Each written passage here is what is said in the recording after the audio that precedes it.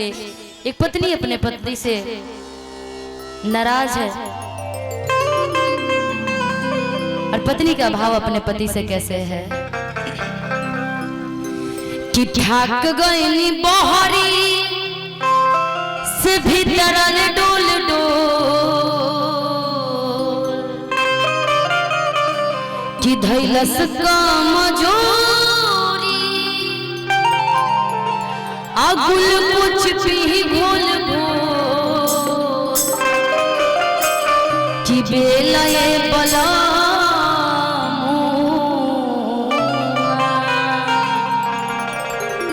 कि बेलये बलमुआ तू रोटी तको। पत्नी बड़ा नाराज बड़ी अपना पति से, कहते कि आज हमारी तबीयत ठीक नहीं है, हम चाहते हैं कि आज खाना रहुए बना दे। पत्नी कैसे कहतड़ी कि ठाक गईनी बहरी से भीतर डोल डोल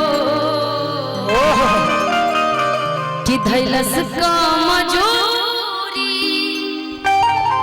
अकुल कुछ भी घोल घोल धोबिया कि बेलये बलमुआ तू रोटी तनी गोल बेलये बलमुआ तू रोटी तनी गोल ठाक गईनी बहरी से भीतर डोल धैलस कमजोरी गुल कुछ भी गोल गोल धैलस कमजोरी गुल कुछ भी गोल गोल बेलये बलमुआ तू रोटी तनी गोल बेलये बलमुआ तू रोटी तनी गोल लाखों आशिक मर जाते मेरी मुस्कान पे लाखों आशिक मर जाते मेरी मुस्कान पे मेरे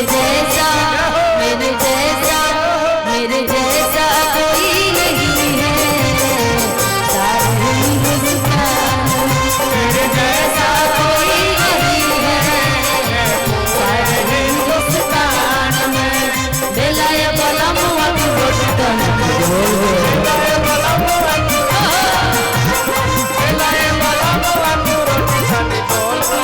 पत्नी कहते कि सुनी पतिदेव जी, जैसे जैसे शाम होई हो ससुर जी खाना खाया जाए आ खाना बनल ना हो तो सासू माँ का सारा गुस्सा रहे पत्नी पर निकली। पत्नी कैसे कहता रे कैसे कहता हो होते सजहरिया तो बाबू वही खाए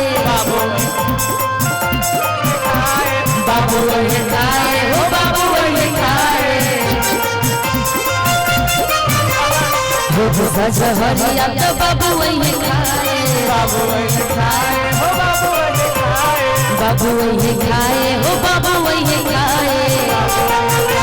हो बाबू वही खाए ऊपर से अम्मा जी का लगी है चिल्लाए लगी है चिल्लाए हो लगी है चिल्लाए लगी है चिल्लाए अम्मा लगी है चिल्लाए लगी है चिल्लाए अम्मा लगी है चिल्लाए वो बड़ी खराबी तो कई देली बोलबो हो बड़ी खराबी तो कोई दिल बोलबो वो बड़ी खराबी तो कई देली बोलबो हो बड़ी खराबी तो कोई दिल बोलबो बेला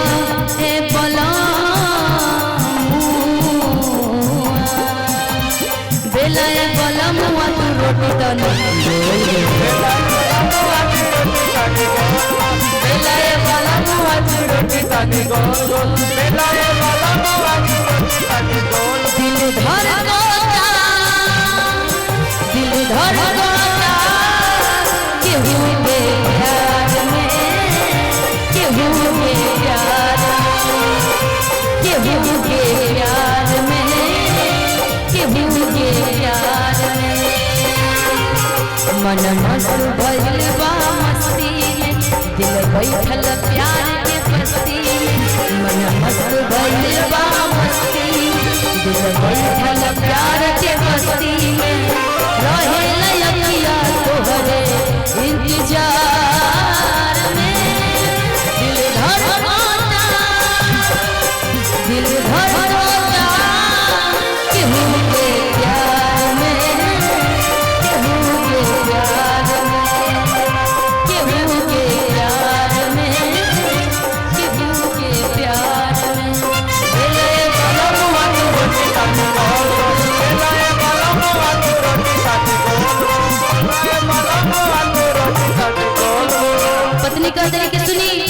आई अंतिम बात पर हुआ से यदि हमारे बात ना मानो तो आगे के परेशानी रहियो झेले के पड़ी। पत्नी कैसे कहतारी कैसे कहतारी हो कोई कर राजा तनी में हरि के सेवा आहा आराम मिल रहा है। ऐसे भी लगातार कार्यक्रम के कारण देह में दर्द ज्यादा हो गया, इसी बहाने से दबवा तो ले दबो दबो। कोई कर राजा तनी में हरि के सेवा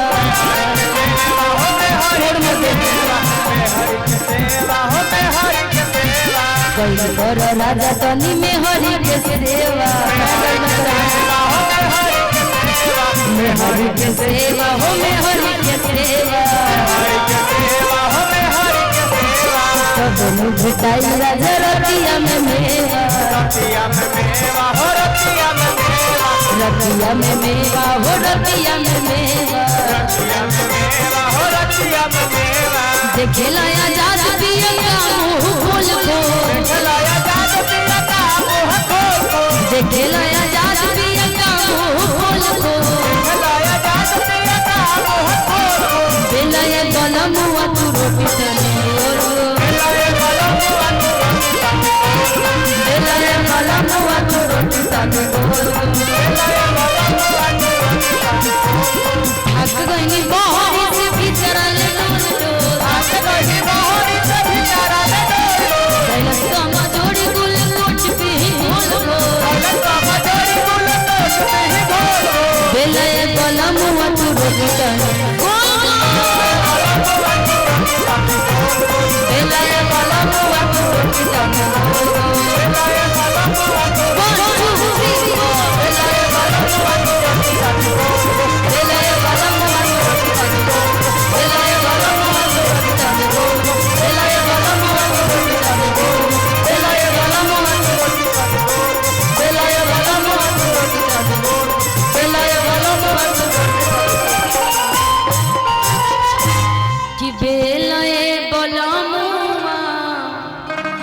तू रोटी तने इधर जाते रहना, जो भी 10-20 तुमको मिल रहा है इधर घूम लेना एक बार। चारों तरफ पब्लिक बैठी है, घूम लोगी तो तुमको ही फायदा होगा ना जी। देखो ये सब वीडियो भी बना रहे हैं, तुम्हारी इंस्टा चलाती हो ना, ये सब तुम्हारे इंस्टा को फॉलो कर लेंगे। हाँ सब्सक्राइबर बढ़ाना है ना, फॉलोअर्स बढ़ाना है कि नहीं बढ़ाना, एक बार उनसे बोल देना 20 रुपया दे रहे, कहना कि 20 रुपया रख लीजिए लेकिन हमको फॉलो कर लीजिएगा। क्योंकि आज का समय भाई इंटरनेट का जमाना है भाई। लोग कहते हैं कि किस्मत पत्थर बजा के भी हिट कर सकता है, और किस्मत फूटी हो तो कितना भी कोशिश कर लो, IAS IPS कर लो, कितनी पढ़ाई कर लो, नहीं बन पाओगे। हाँ जैसे हाँ हमारे पेंटर जी, अरे आप तो महाबुद्धि भगवान ने आपको ऑलरेडी दे दिया है, इसमें कोई शक ही नहीं है। आइए कहना है क्या कि छोड़ी गो बना हरी